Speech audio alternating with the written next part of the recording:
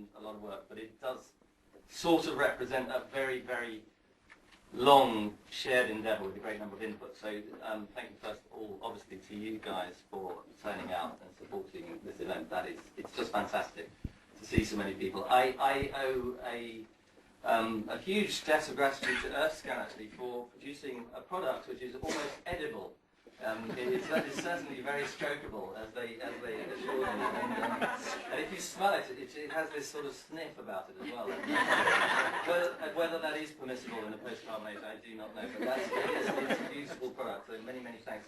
Particular thanks to Gudrun, who's worked so hard to get so many people into such a small space, and many other things besides. So many thanks to all the EarthScan team. Thanks to my colleagues from Resolve, from the University of Surrey.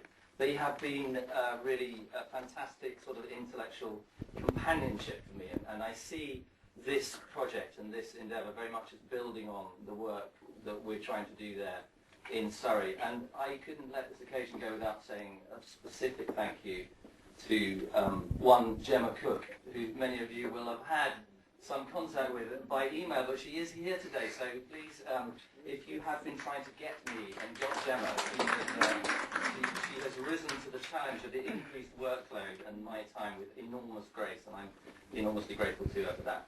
And then, of course, I must thank the SDC. It is really, its seeds were in the SDC, and the SDC as a commission is a group of people who all came behind this project and behind the ideas in the project in a terrific way. And were an incredible resource to me through the process. And probably, although not necessarily, a principal amongst those is Jonathan, actually. So I should thank Jonathan not only for the commissioning, not only actually for the things that happened whenever it was, 6 years ago when I joined the commission, and the support that you gave me through it, but actually for stimulating in me, and you probably have forgotten this entirely, a sort of intellectual journey that began 20-something years ago.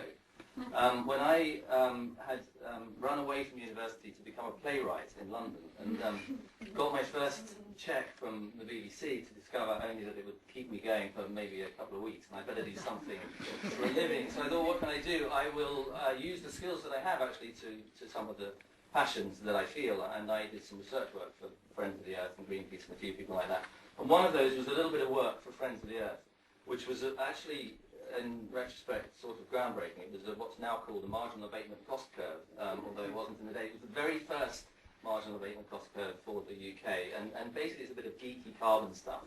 But we had a session in Friends of the Earth, and I remember Jonathan, it was a time when Jonathan was still there, and he said to me at that point, what is your assumption about economic growth in this scenario? And I said, well, I think we can achieve these things. There's technological efficiency here, and there's energy efficiency there, and there's some renewables here. And my assumption is basically I've taken the Treasury's assumptions about growth going